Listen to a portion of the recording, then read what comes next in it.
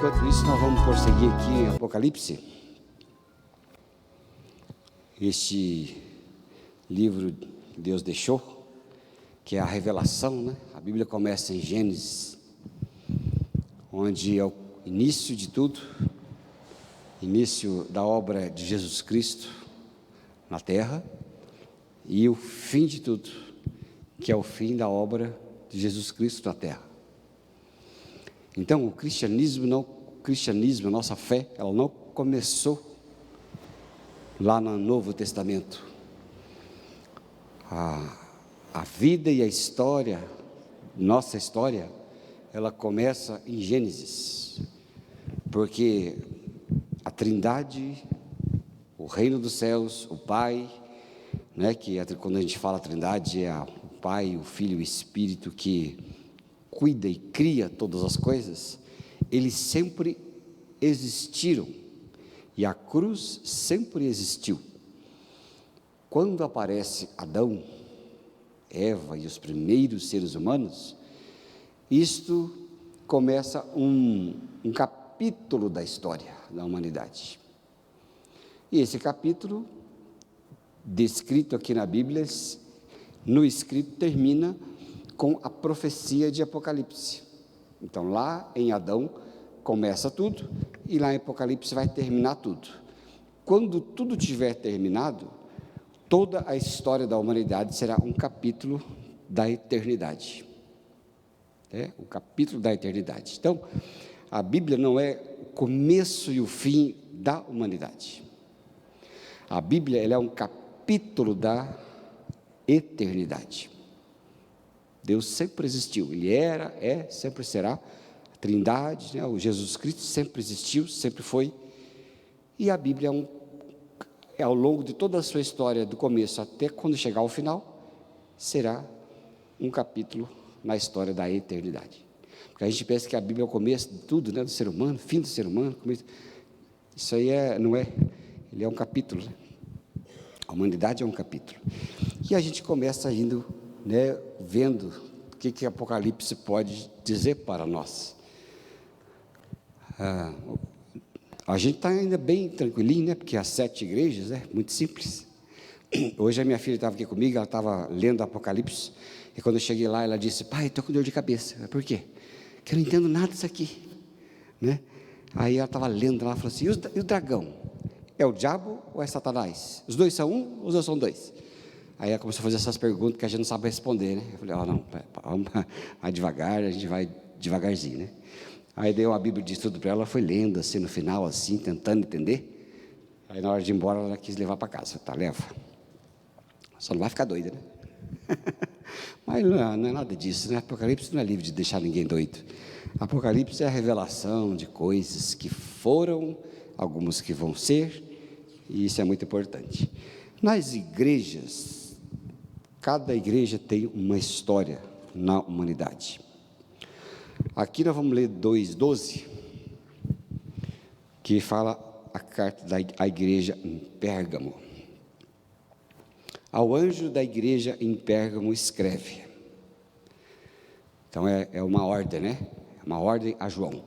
Ao anjo da igreja em Pérgamo escreve aí: estas coisas diz aquele que tem a espada afiada de 2 gumes. Conheço o lugar em que habitas, onde está o trono de Satanás, e que conservas o meu nome e não negaste a minha fé, ainda nos dias de Antipas, minha testemunha, meu fiel, o qual foi morto entre vós, onde Satanás habita. Tenho, todavia, contra ti algumas coisas, pois que tens aí os que sustentam a doutrina de Balaão, o qual ensinava a Balaque a armar ciladas diante dos filhos de Israel, para comerem coisas sacrificadas aos ídolos e praticarem a prostituição. Outros sim, também tu tens o que da mesma forma sustentam a doutrina dos nicolaítas. Portanto, arrepende-te, se não venho a ti sem demora, e contra eles pelejarei com a espada da minha boca. Quem tem ouvidos, ouça o que o Espírito diz às igrejas. Ao vencedor, eu darei do maná escondido, bem como lhe darei uma pedrinha branca, e sobre esta pedrinha escrito um novo nome, o qual ninguém conhece, exceto aquele que recebe.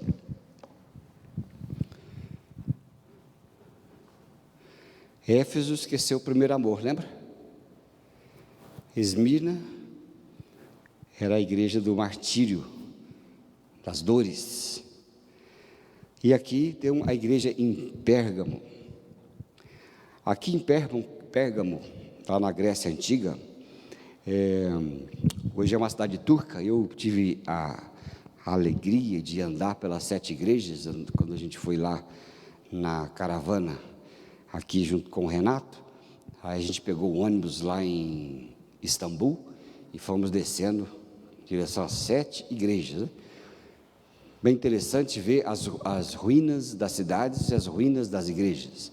Algumas são ruínas grandes, outras, uma igreja, uma dessas que a gente foi, não lembro qual, mas era uma praça, se resumia a 2 colunas numa praça, uma cidade bem pequenininha, mas a Turquia, ela é o lugar das 7 igrejas, né? Às vezes engraçado, a gente percebe a Turquia como uma terra bíblica, né? É porque a gente está acostumado a ver a Bíblia Macedônia, onde nome, não está escrito nada da Turquia, né? Mas na Turquia é onde estão as 7 igrejas, e ali também Pérgamo. Naquela cidade de Pérgamo, ela tinha uma estrutura muito grande que homenageava, né, e adorava a Zeus, que era a principal figura do panteão grego, né, o Zeus, que foi construído ali no 2º século antes de Cristo.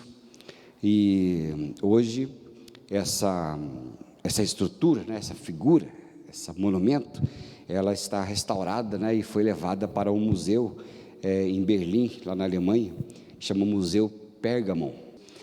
E ali também em Pérgamo havia uma grande biblioteca que rivalizava com a biblioteca de Alexandria, que lá no Egito, Alexandria era uma capital de uma grande biblioteca, né? A biblioteca que um dia foi destruída, mas rivalizava as bibliotecas. Isso foi uma das principais acervos do mundo antigo, que mostrou muita coisa acerca do cristianismo, que a gente percebe hoje, né? Então ali era o lugar onde foi popularizado, né, o pergaminho. Então por isso Pérgamo, pergaminho, né? Tem essas 2 referências, né? O pergaminho do mármore. O que foi pergaminho? É referência aos escritos que foi feito em pergaminhos, que era uma espécie de couro. Usava muito couro de cabra, né? Eles faziam muito isso. E além do altar de Zeus ali e da biblioteca que a gente encontra ali, havia um templo, né? Um templo bem imponente. Os templos de hoje, alguns, né, são maiores do que aqueles lá, né? Então, às vezes acontece isso, né? E ali naquele templo havia a serpente, né, que a gente encontra uma serpente enrolada, né, num esculápio. Essa serpente, o esculápio, você vê muito bem que é o símbolo do curso que as pessoas usam no curso de medicina, né? Aquela serpente enrolada naquela haste do curso de medicina ali. E essa serpente enrolada ali tem muito a ver, né, lógico, com a serpente de Moisés, que foi erguida e lá no Antigo Testamento como símbolo, né? E aí Deus falou para Moisés: ergue essa serpente, e quando ela for erguida, todas as pessoas que estão olhar para ela serão curadas da picada das serpentes que eu mandei para morder vocês, porque eu não estava aguentando mais vocês, né? É isso que eu queria dizer. Mas todo aquele que olhar para ela. E depois lá em João, capítulo 3, Jesus fala, né? Assim como a serpente de Moisés foi levantada, importa que o Filho do Homem seja levantado no madeiro, a fim de todo aquele que nele crê não morra, mas tenha a vida eterna. E ali naquele templo grande era então o que a Bíblia diz, o que a gente viu aqui no texto, que nós lemos de Apocalipse, no verso 13: conheço o lugar em que habitas, onde está o trono de Satanás, e que conservas o meu nome, e não negaste a minha fé. Ali que ele estava dizendo, que era onde estava, naquela cidade, e estava aquele monumento todo, templo a Zeus e a serpente, que Jesus falava que era o trono de Satanás, que eram os traços de exaltação ali dos altares dos deuses pagãos, né? Como também no culto ao imperador. Então era essa ligação interessante, não é, de que a gente observa ali, trono de Satanás, que também ele dava o culto ao imperador, e o povo estava se perdendo ali. E eles apontavam ali para aquela fé que estava desviando, né, as pessoas. Então é interessante observar que Zeus, com aquela imagem toda, a serpente que estava ali enrolada, e a influência daquela biblioteca grande, que era também influenciava as pessoas, e ainda o culto ao imperador, eram índices claros de que Jesus falava: aí tem o trono de Satanás. O trono de Satanás estava ali, Jesus estava dizendo, era ali, em Pérgamo. Então era a mesma coisa que a gente observa nessa grandeza das pessoas que querem ser grandes, né? Que era mesmo o espírito da serpente. Qual que é o espírito do diabo para o ser humano? É a soberba, né? O espírito do diabo é a glorificação das pessoas, o mérito que as pessoas querem alcançar, o pódio, né? Então, o sopro da serpente no ser humano é assim: como Deus sereis. Então, o trono de Satanás e a serpente era aquilo que Jesus estava dizendo, que estava inflamando as pessoas. E esse culto à personalidade é crescente, né? Ele nunca deixou de existir, ele sempre será crescente. Culto à personalidade. O que hoje em dia nós temos no mundo? É culto a personalidades. E as pessoas querem ser grandes, pessoas querem ser notadas, querem estar no pódio, querem ser importantes, querem ser consultadas, querem saber tudo, né? Isso é um perigo, né, grande, que inflama as pessoas. E é interessante que o diabo, Satanás, ele se nutre desse desejo de glória dos seres humanos. Quem engrandece o poder do diabo é o ser humano inflamado por esse sentimento, não é? Você vai ver uma coisa interessante. Eu vou ler com você aqui Gênesis 3,14. Algumas coisas interessantes. Gênesis 3,14 diz assim, olha: então o Senhor Deus disse à serpente: por causa do que você fez, você é maldita entre todos os animais selvagens e domésticos. Você rastejará sobre o seu ventre, comerá pó todos os dias da sua vida. A serpente rasteja, né? Era o símbolo da serpente, comendo pó todos os dias da vida, se nutrindo daquilo, né? Olha só, Deus diz que a comida da serpente é pó. Não é interessante? Agora, vá prestando atenção. Olha Gênesis, ali no verso 19: no suor do teu rosto você comerá o seu pão, até que volte à terra, pois dela você foi formado, porque você é pó, e ao pó voltará. Ali Deus está dizendo para Adão, né? Primeiro ele disse à serpente: você vai rastejar, vai ser expulso do Éden e vai rastejar e vai comer pó. E depois ele olha para Adão e fala: do suor do seu rosto comerá o teu pão e tudo mais, até que você volte à terra, pois dela você foi formado, porque você é pó e ao pó voltará. Logo, a serpente que rasteja come pó. Quem é o pó, a matéria-prima? Quem é o alimento preferido do diabo? O pó, o ser humano. O ser humano que se alimenta, a serpente que se alimenta do pó, que dá vida ao satanismo, né? Ao trono de Satanás. Então, se o diabo nutre essa poeira, se nutre desta poeira, que é o pó, a serpente só come pó. Então, esse pó que lhe dá energia é o desejo do ser humano de ser como Deus, mas está em soberba, né? Soberbecido pelo desejo de glória, desejo de ser como Deus. Então, é essa divinização do ser humano que nutre o diabo, porque o diabo, a sua essência é: você não vai depender de Deus, você se basta, você será como Deus sereis, e isso que nutre, né? Então você veja como que é a cultura anticristo. Qual que é a cultura anticristo? A divinização do ser humano, ou seja, o ser humano cada vez mais importante, mais do que Deus. E é por isso que ele falou: o trono de Satanás está no meio de Pérgamo, porque aquilo tudo está elevando o seu coração. Lembra lá em Ezequiel 28? Como Deus expulsou a serpente, que a sua formosura, né, era tão grande que o seu coração se elevou.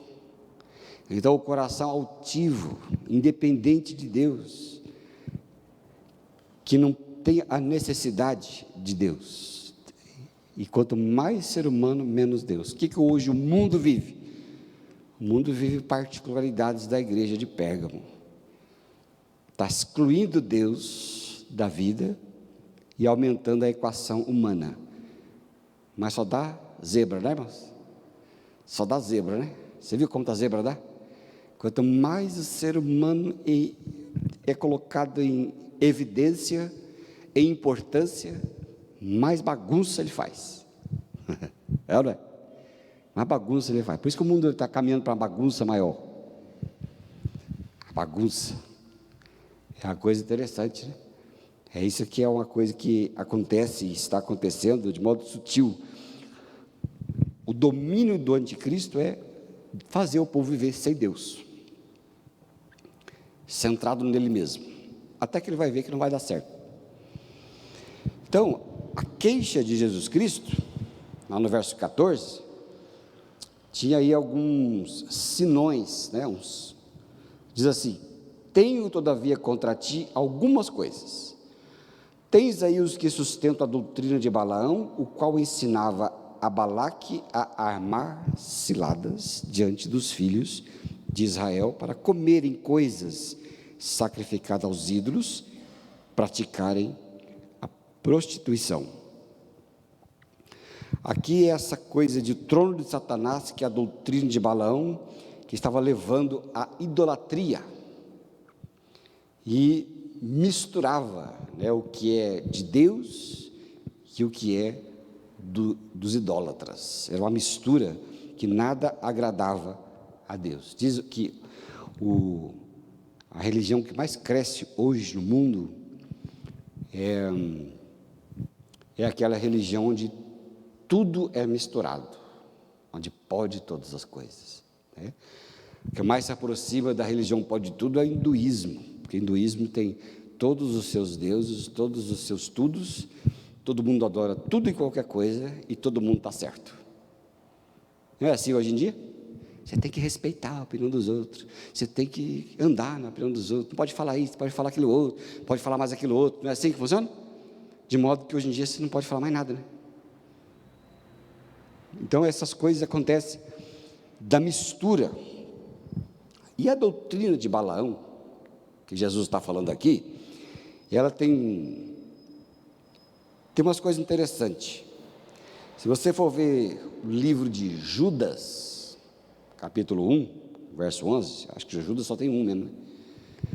Só tem um mesmo. Então, Judas, verso 11, interessante falar Judas, verso 11.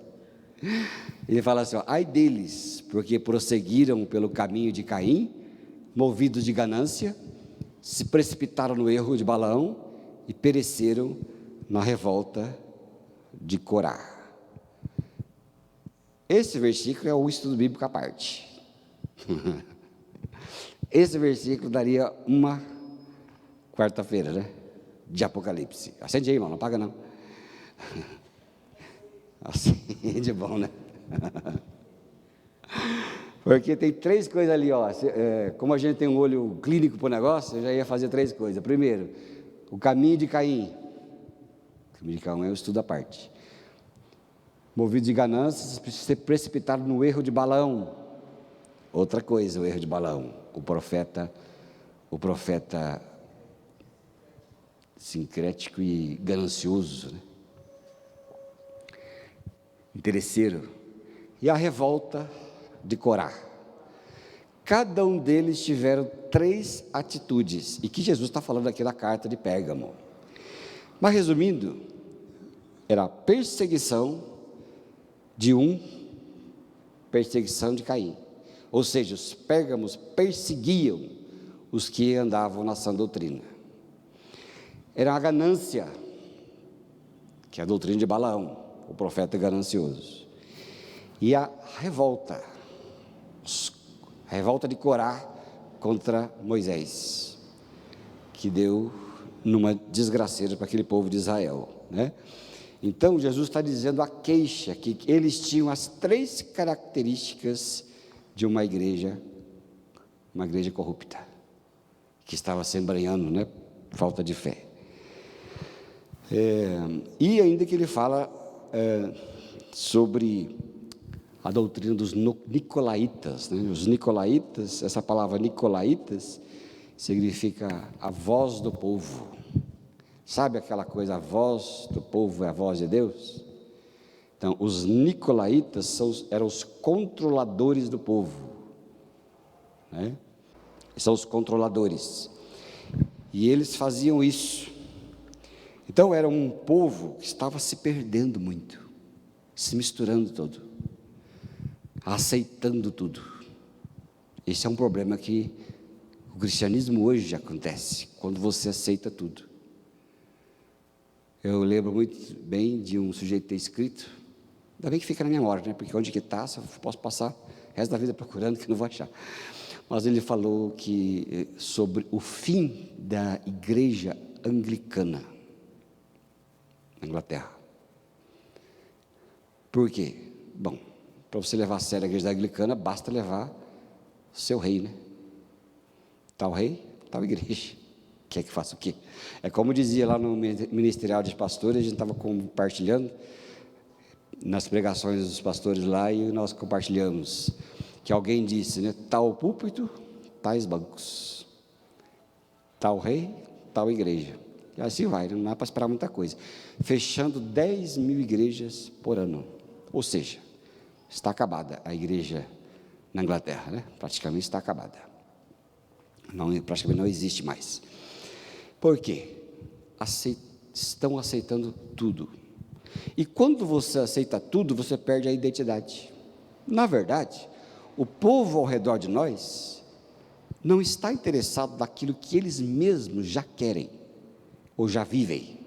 Eles querem algo diferente para ter uma referência. E quando você afrouxa e fica que nem o povo do mundo, você perde qualquer perspectiva de relevância. Você não tem uma relevância nenhuma. Porque onde você aceita tudo, se assemelha aos outros, não tem razão de existência. E nós somos chamados a olhar para o Evangelho e preservar o espírito do Evangelho, sem negociar com o espírito do Evangelho. Isso envolve várias práticas, né? Práticas que a gente tem que ter sabedoria para viver, para vivenciar. Então não pode ser igual. Nós temos que ter característica, não é? A gente tem que ter referência, posição, porque o povo vai respeitar quem tem posição. Agora você aceita tudo, você não faz diferença para ninguém, afinal de contas você é que nem eu, você faz o que eu faço, você pensa o que eu penso, qual é o problema? E assim, é aí que eu quero dizer que o sujeito que fez a reportagem disse, quando você se assemelha ao mundo, você tende a desaparecer. Por que a igreja da Inglaterra está desaparecendo? Porque está tudo igual aos outros, ela vai desaparecer. E o povo mergulhando na perdição, né? Mergulhando na perdição. Eu estava vendo agora que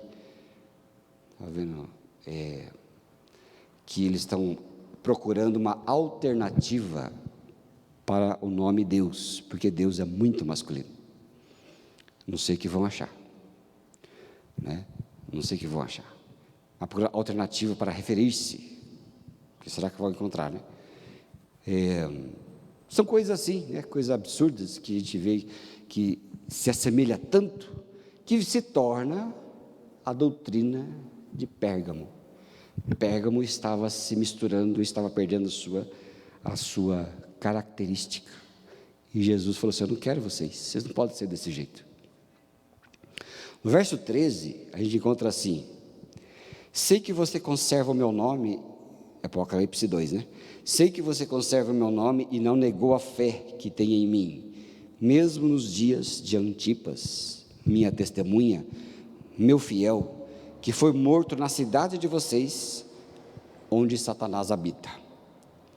Aqui o extermínio de Antipas, que foi o primeiro registro de um cristão asiático martirizado que nós encontramos, ele foi aquele que, morrendo, surtiu um efeito de avivamento para que Jesus então fosse dar o testemunho a Pérgamo. Porque a gente sabe pouco de Antipas, né? Nós encontramos muito na história do seu exemplo, mas o martírio aqui desse cristão revela a postura firme de oposição ao culto voltado ao personalismo. Ele era uma pessoa, era um mártir, né? Disse: olha, precisamos voltar para honrar a Cristo, aquele que morreu por nós, aquele que foi para a cruz por nós, que deu a sua vida por nós, e é a Ele que precisamos honrar, e não honrar as personalidades que estão no meio de vocês, fazendo firula, né? Então foi nesse cenário aí, nesse rastro aí, que essa igreja se manteve firme por causa de Antipas. Ele foi uma pessoa que não negou a fé, uma pessoa que foi firme. Então a gente percebe que esse fundinho aí, né, que ele dá um pouco de noção para a igreja de Pérgamo. E essa igreja então, interessante, porque enquanto Jesus olha para ela ainda, é porque tem salvação, né?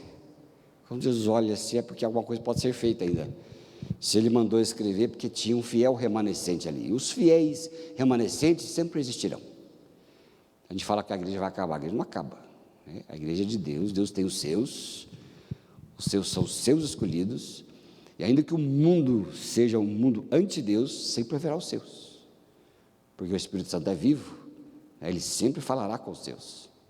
Então o povo de Deus nunca termina. Aqui a gente percebe, vou ler aqui o 16, 2,16. Vamos ver aqui uma coisa interessante que encontramos aí. Portanto, arrepende-te, e se não, venho a ti sem demora, e contra eles pelejarei com a espada da minha boca. Olha só, aqui a Bíblia mostra, Jesus está querendo dizer para aquela igreja, para nós também, né, que a sua palavra deve ser ouvida e obedecida na sua pureza. Ouvida e obedecida na sua pureza. O que é que a Bíblia diz? O que que a Bíblia diz?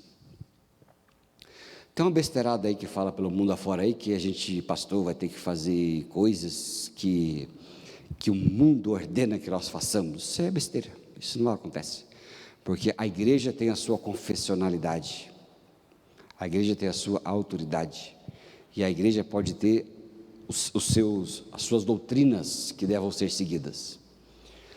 É lógico, por causa disso haverá perseguição, né? Perseguição, haverá perseguição.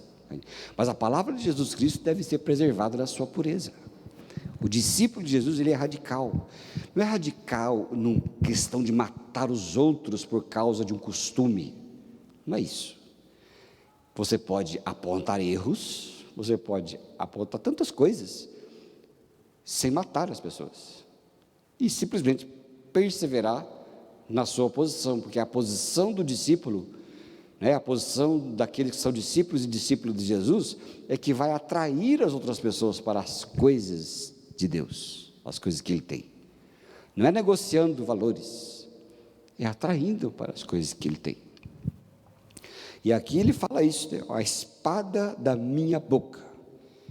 Essa expressão aí, ela vem para a obediência e a pureza, né? O que é a espada da minha boca? É a sua palavra, é a palavra dele para ser ouvida, para ser obedecida, é a palavra que ele diz, né? Tantas vezes nós encontramos na Bíblia Jesus falando, né? Foram buscar Jesus lá perdido, e aí chegaram para Jesus e já disseram, não, Jesus perdido já era, Jesus já era outra parte já, mas chegaram para Jesus e disseram, sua mãe e seus irmãos estão te esperando aí fora. Aí Jesus olha para aquele povo e fala assim, mas quem são minha mãe e meus irmãos? Mãe e irmãos são aqueles que ouvem a minha palavra e obedecem, é a espada da minha boca. Esses são irmãos e irmãs que vamos seguir.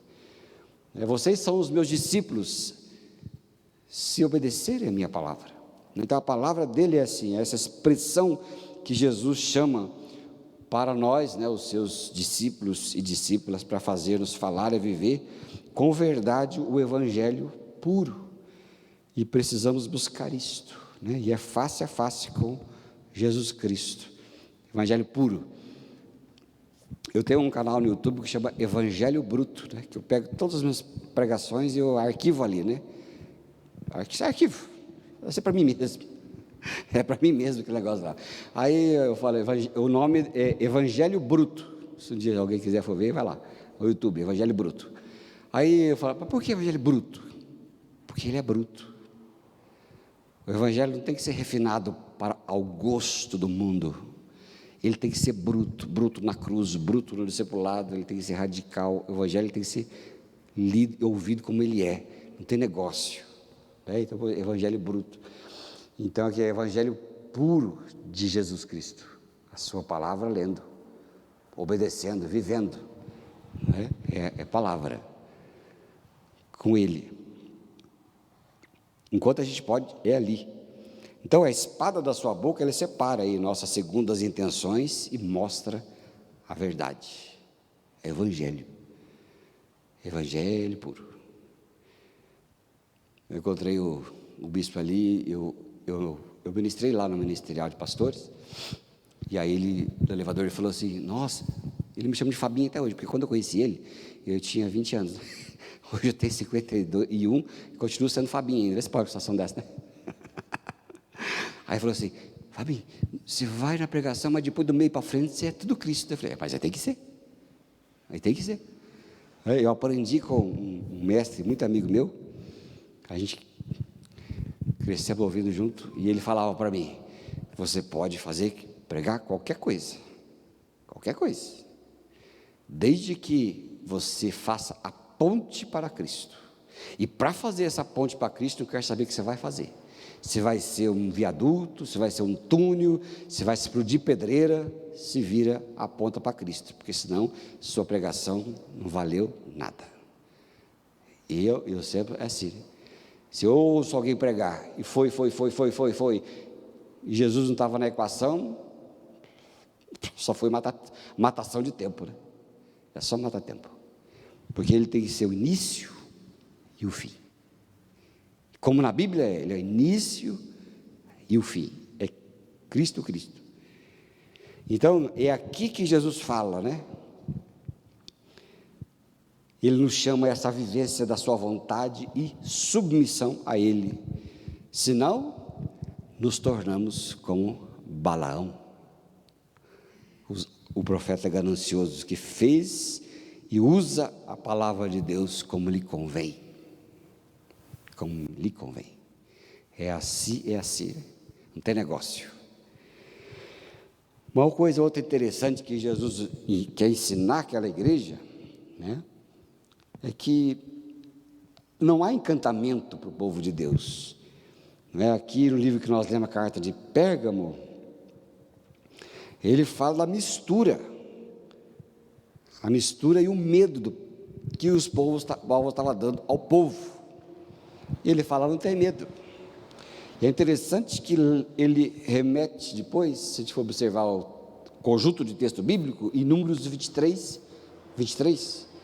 que fala assim, olha só, pois contra Jacó não vale encantamento, nem adivinhação contra Israel. Agora se poderá dizer de Jacó e de Israel, que coisas tem feito Deus? Tem até a música, né? Contra não há encantamento, não conheci, né? Exatamente, essa música aí. Não dá encantamento, não tem. O povo de Deus, isso é ficar preocupado. Tem crente que é supersticioso, né? Tem crente que é supersticioso. Ele é supersticioso, achando que uma macumba vai afetar a sua vida. Tem crente que tem medo de macumba? Eu conheço. Crente não precisa ter medo de macumba. Não vale nada a macumba. É engraçado, quando não tinha aquela fachada ali escrito Igreja Metodista, o que tinha de gente que passava aí na frente, fazia uma reza assim, e uma vez nós achamos vela aí na frente. Mas que coisa interessante, né? Porque o povo sabia o que era isso aqui. Não sabia o que era isso aqui. Que era uma igreja, né? Porque a que estava ali embaixo estava olhando para ali, mas hoje o povo olha assim, Igreja Metodista. É interessante que à noite a gente vê o povo passar aí, acho que vem muito turista, né? Vem muito turista metodista aqui, eles ficam ali na frente fazendo selfie, assim, na placa da igreja, na fachada da igreja, faz selfie, assim, aparece atrás assim, faça bastante selfie, divulgue nós, né? Espalhe aí as selfies. Mas não tem encantamento quando o povo de Deus, não precisa ficar com medo de macumba, né? Olha, a crente não faz macumba, né? A crente faz boa cumba, né? Porque alguém diz assim, se macumba fosse bom, não chamava macumba, né? Chamava bocumba, né? Então o nome já diz, né? Por que faz macumba? Então, não tem encantamento. Não precisa ter medo de encantamento, de praga, né? Não tem praga? Jogou uma praga, né? Que coisa, né? Espada de São Jorge, né? Eu lembro que lá atrás, minha família era muito idólatra, né? E eu tinha uma parente que não batia muito bem das ideias.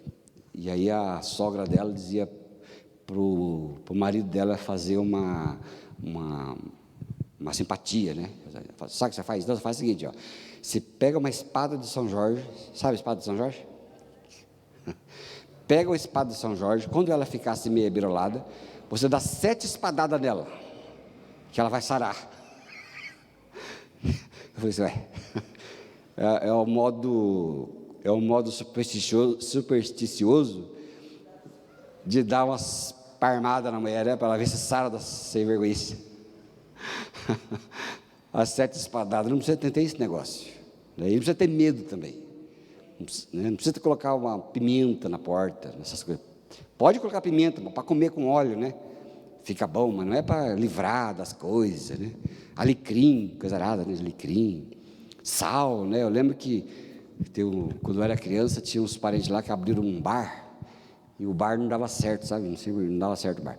Eu lembro até hoje, né, que ensinaram para eles dar um banho de sal grosso no estabelecimento. Eu lembro até hoje, todo mundo jogando sal grosso. Haja sal grosso, né? Que desperdício de sal grosso. E eu lembro que eu pegava o rodo assim, e eles iam jogando água e ia tirando o rodo assim. Podia deixar o sal, né? Lá mesmo, né? Vai que desse mais resultado. Então fazia um monte de coisa, né? Porque dizia que alguém estava fazendo macumba lá para o estabelecimento, não dá certo. Mas o que adianta? A própria idolatria é que afunda as pessoas. A idolatria em si, não é o que os outros dizem. Paulo falava para o pessoal, olha, pode comer isso, pode comer aquilo outro, né? Consagrado a esse Deus, aquele Deus. Aí o apóstolo Paulo dizia, não, para o crente, paus e imagens nada são. São nada. São coisa nenhuma, né? Mas é uma coisa esquisita, né? É uma coisa esquisita. Gálatas 3, verso 13 e 14, olha o que o apóstolo Paulo diz sobre isso, que não precisa ter medo das coisas dos pergamitas. Jesus Cristo nos resgatou da maldição da lei, fazendo-se Ele próprio maldição em nosso lugar, porque está escrito: maldito todo aquele que for pendurado no madeiro, para que a bênção de Abraão chegasse aos gentios, em Cristo Jesus, a fim de que recebêssemos pela fé o Espírito prometido. A vida do crente é assim, ela é guardada o tempo todo pelo sangue de Cristo, entende? Olha, maldito aquele, quem foi maldito? Foi aquele que foi pendurado no madeiro, e a maldição de todos nós recaiu sobre ele. O que é que você tem que fazer para você ser descarregado das suas coisas? Tem que crer em Cristo. Você não precisa fazer rituais de descarregos. Isso aí é coisa de terreiros, de macumba, que não é prática nossa. Respeite quem faz, faça como quiser, mas não é a nossa prática, não é assim que nós cremos, e ponto final. Porque nós cremos que foi maldito aquele que foi no madeiro e que levou a maldição de todos nós. E é por isso que a Bíblia diz que, olhando para Jesus Cristo, o autor e consumador da nossa fé, sigamos os seus passos. Mas não tem nada disso.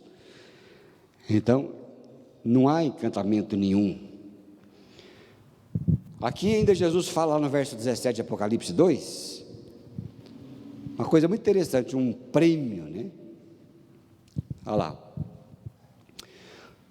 Quem tem ouvidos, ouça que o Espírito diz às igrejas: ao vencedor, dar-lhe-ei do maná escondido, bem como lhe darei uma pedrinha branca, e sobre essa pedrinha escrito um novo nome, o qual ninguém conhece, exceto aquele que a recebe. Qual é o prêmio, né? O maná escondido. Hoje a Ariane chegou aqui e falou assim: trabalhei bastante, estava bem cansado de vir aqui, daí eu brinquei com ela. É por isso que você vai receber o maná escondido. Ele vai te dar o maná escondido. Porque o maná escondido é para aqueles que eu procuro, né? E é assim que Jesus fala que ao fiel, Ele vai dar essa satisfação eterna de uma entrada no céu. E é por isso que o maná escondido, ele é símbolo da satisfação, que é a vida plena do Espírito Santo em nossas vidas. Porque quem bebe da água e come do pão, que é Jesus Cristo, jamais volta a ter sede, e de nada que esse mundo oferece, né? Então, se Jesus falou: vou lhe dar o maná escondido, o maná é o pão, né, que desce do céu. Quando o povo falou assim para Jesus, Jesus falou pregando, né? Olha, Moisés deu o maná para o povo, aquele maná comeu e era perecível, mas quem comer da minha carne e beber do meu sangue, esse vive para sempre, porque ele é o maná de Deus. O que o povo experimentou lá no deserto era a sombra de Cristo. Jesus é o pão da vida, tá? Jesus falou lá em Evangelho de João: eu sou o pão da vida. O povo lá atrás receberam o maná e voltaram a morrer, ter fome, mas eu sou o pão da vida. É isso que Jesus fala para a gente, né? Ele é o pão da vida. Maná escondido, que é só quem são os fiéis, que não negociam, né? Que estão com Ele, com Deus. E aqui ele fala da pedra branca, que era usada no tribunal como um sinal de absolvição de um crime. Lembra? Quando era lá o crime, julgava o sujeito, e naquele julgamento daquele sujeito, havia então a absolvição: esse aqui não deve mais nada, Catopázio não deve mais nada, embora ele receba uma pedra branca sendo um topázio. Mas o que significa catopázio? Nada, é topázio, né?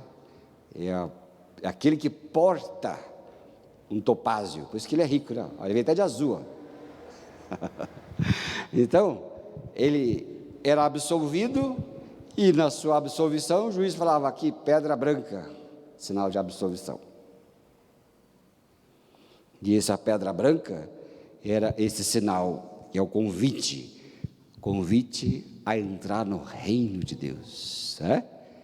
Convite, Hebreus 4:15, vamos ver se eu acertei, aí,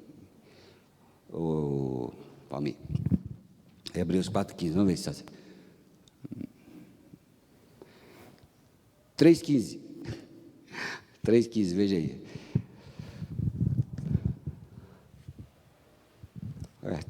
está vendo?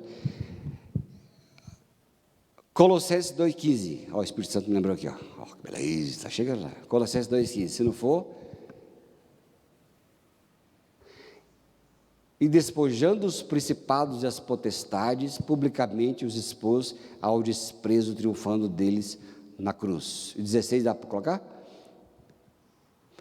Ninguém, pois, vos julga por causa de comida, bebida, ou de festa, ou lua nova, ou sábados. E depois lá na frente ele fala, tendo cancelado o escrito de dívida que havia contra nós, pregou do madeiro. Esse aí aparece aí? Do 2? É esse verso aí, muito simples, que fala quando Jesus, tendo cancelado o escrito da dívida, nos deu livre acesso ao Pai. Por isso que ali está dizendo Jesus que ele daria a pedrinha branca de absolvição. Que pedra é essa? E a pedra branca ainda está escrito o seu nome ainda. Só que não é seu nome, é o novo nome. O que você acha do novo nome? Ela estava pertinho. Estava pertinho. Vamos ler junto ali, ó. Tendo cancelado o escrito de dívida que era contra nós, que constava de ordenanças, a qual nos era prejudicial, removeu inteiramente, engravando na cruz. Deixa eu falar uma coisa para vocês. Deus salva, não é porque Ele é bonzinho, não. Deus não é bonzinho. Sabia que Deus não é bonzinho? Deus não salva a gente porque Ele é bom, bonzinho. Não é essa doutrina espírita e hinduísta de um Deus bom. Ele não é bonzinho. A justiça foi feita. Se o salário do pecado era a morte, o pecado deveria ser pago. Era sentença de morte contra nós. Vamos ler Romanos 3:23, depois 6:23. Faz aí, Romir é um polvo, né? Praticamente um polvo. Por isso que ele é baterista, ele bate várias coisas. Olha lá, todos pecaram. Ou seja, todos ofenderam a Deus. Ninguém quer Deus, pecaram. E 6:23, porque o salário do pecado é a morte. É a morte. O salário do pecado é a morte. O salário do pecado é a pena. A pena era a morte. E depois, se a pena era a morte, a pena deveria ser paga. Nós somos salvos da pena de morte. Nós não somos salvos porque Deus olhou para a minha cara e a sua cara e falou assim, ai, como você é tchutchuquinho, bonzinho, gostei de você. Nada a dizer. Se Deus olhasse para nós, Ele olhava para mim, para você e dizia, você está condenado ao inferno. Onde minha filha chegou em casa e disse, pai, todo mundo não é filho de Deus? Todo mundo não, todo mundo é criatura de Deus. Filho de Deus é como está em João 3, quem não nasceu de novo, não pode ver o reino de Deus. E João 1:12 e 14, veio para que era seus, os seus não receberam, mas a todos quanto receberam, deu-lhes o poder de serem feitos filhos de Deus. Não se engane. E quando Deus olhou para nós, a sentença era a morte. E como é que a gente é salvo? Porque a nossa sentença foi paga por Cristo Jesus. Por Cristo Jesus. Não é? E é por isso que está escrito ali 2,16, põe de novo lá, Colossenses 2,14. É por isso então que diz ali a Bíblia, que Jesus pegou a sua culpa, a minha culpa, a nossa culpa, cancelou o escrito da dívida que era contra nós, riscou a cédula de dívida que era contra nós. Por que é que Deus então nos deu a eternidade e a vida eterna? Porque Ele é bonzinho? Sim, mas a sua bondade passa pela justiça de Cristo. É a justiça dele que nos concedeu o perdão dos pecados e o direito ao céu. Nós vamos salvar todo mundo. Não é assim que funciona. Está lá, a Bíblia tem a sua lógica toda. E essa pedrinha branca era a pedra onde estava escrito o nosso nome, né? Nosso nome estava escrito nela. Não sei qual nome vai ser o meu. Eu não sei se eu gosto de Fábio mesmo, acostumei tanto com ele. Só que eu sei que eu não encontro nenhum Fabinho por aí. Quando eu nasço os bebezinhos, eu digo assim, viu, põe a Fábio, olha que bonitinho. Fabinho, vem cá. Fabinho não faz isso. Não é bonitinho? Mas pelo jeito ninguém gosta. Porque os Fábios de hoje em dia, tudo tem mais de 45 anos. Tem tudo mais de 45 anos. Raros os Fabinhos, muito raro, né? Nem minhas filhas querem botar de Fabinho. Eu falei, pai, põe homenagem ao papai. Acho que não vai dar. Acho que não vai rolar. Então, Jesus diz que para comer desse maná, tem que ter essa pedrinha branca, a pedra da absolvição com o nome, que era a questão de intimidade, de quem convida, de quem oferece. E é por isso que nós somos chamados à fidelidade ao Senhor e não negociar os seus princípios do Evangelho, mesmo que para isso tenhamos que ser martirizados como Antipas, que foi o primeiro mártir asiático lá que nós lemos, não com a morte física muitas vezes, mas a morte do velho homem. Hoje em dia nós não precisamos morrer como Marte. A nossa morte é a morte da velha natureza, que é pior do que a morte física. Vou dizer uma coisa a vocês, eu acho injusto quando alguém é sentenciado à morte e já morre, porque a morte é morte. Pega o sujeito que fez um monte de maldade lá e morre. Por que morto tão rápido? A coisa não funciona assim, porque a morte física é vapt-vupt. Agora, a morte da velha natureza, essa sim que precisa da operação de Jesus Cristo em nossa vida. É mais fácil morrer daqui a pouco do que viver como discípulo e discípulo de Cristo. Você sabia disso? Quando Charles Finney, que foi o primeiro pregador avivalista que inaugurou os apelos, alguém perguntou para mim um dia, como é que surgem os apelos das igrejas? Historicamente, que se sabe, foi pelo pregador Charles Finney, um pregador avivalista que ele fazia cultos em tendas grandes, e só que era muito barro, né? Ele colocava então, tipo tapetes assim, só que de serragem, né? Fazia um púlpito de serragem e colocava a serragem. E aí, quando ele então pregava a Cristo, ele dizia, quem de vocês querem receber Jesus como seu Salvador e Senhor e se entregar e arrepender-se dos seus pecados, peguem a trilha da serragem. E o povo sabia que era a trilha da serragem e ia para o apelo.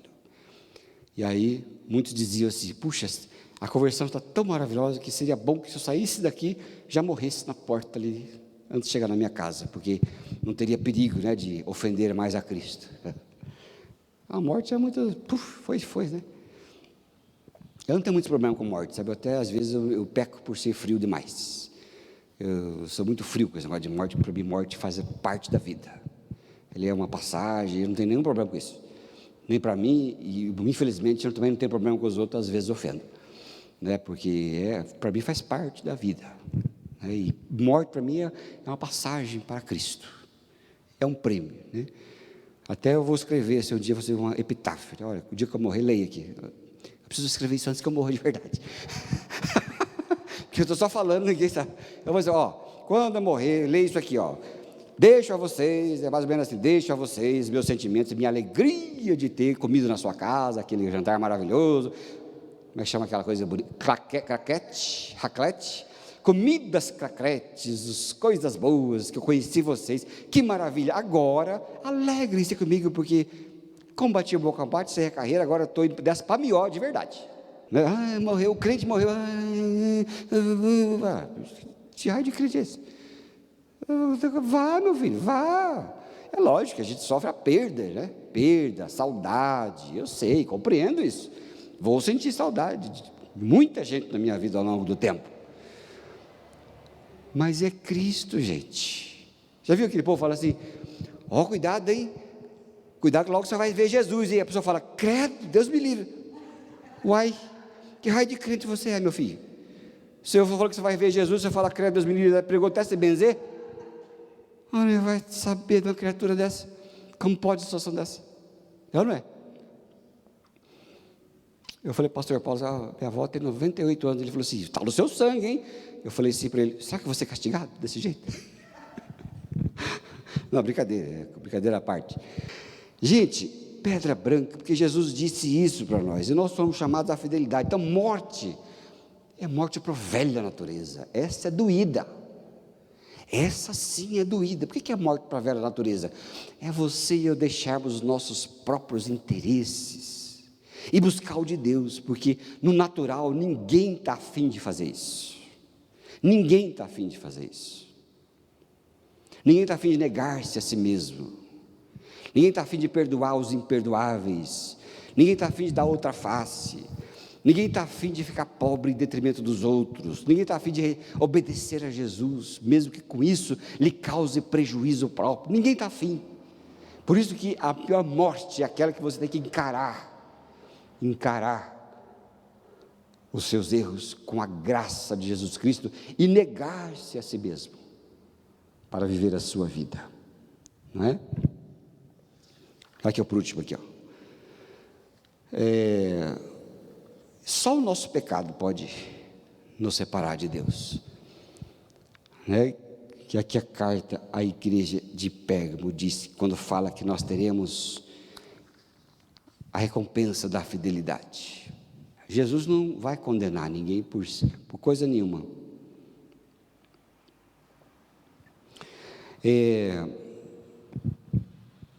Romanos 8, 38 e 39, coloca aí para mim, meu querido, por favor. Deus não amaldiçoa ninguém, Deus quer a nossa conversão. Diz assim, nem altura, nem profundidade, nem qualquer outra criatura poderá separar-nos do amor de Deus que está em Cristo Jesus, o nosso Senhor. Se você é de Deus, descanse nele. Quanta gente olha para Deus como um carcereiro? Deus não é carcereiro. Ele é um Deus que quer que nos aproximemos dele e creiamos mais na sua restauração e no seu perdão do que no nosso pecado. É nesse sentido que o apóstolo Paulo diz, onde abundou o pecado, superabundou a graça. A graça é só em Cristo Jesus. E o que Ele deseja de nós é isso, né? É a fidelidade. E que a gente não se misture com as outras coisas. Um dia conversando com alguém, disse, olha, se um dia pelo meu devaneio, se acontecer, é tudo hipotético, o meu devaneio fizer coisa contrária à palavra de Deus, eu vou ser o primeiro a dizer, eu faço o que é errado, porque a palavra de Deus é que é a certa. Ela sempre estará certa, não é o que eu acho.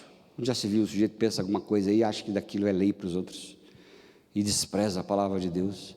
Já viu o ser humano achar? Meu Deus do céu, nós estamos aqui em várias pessoas, cada um acha uma coisa. Você acha que é assim, eu acho que é assado, eu vou interpretar uma lei. Como é que eu interpreto uma lei? Eu interpreto segundo aquilo que eu vejo, que eu acredito. Eu interpreto segundo aquilo que eu tenho desejos, vontades. Essa é a minha interpretação, é um horror a interpretação.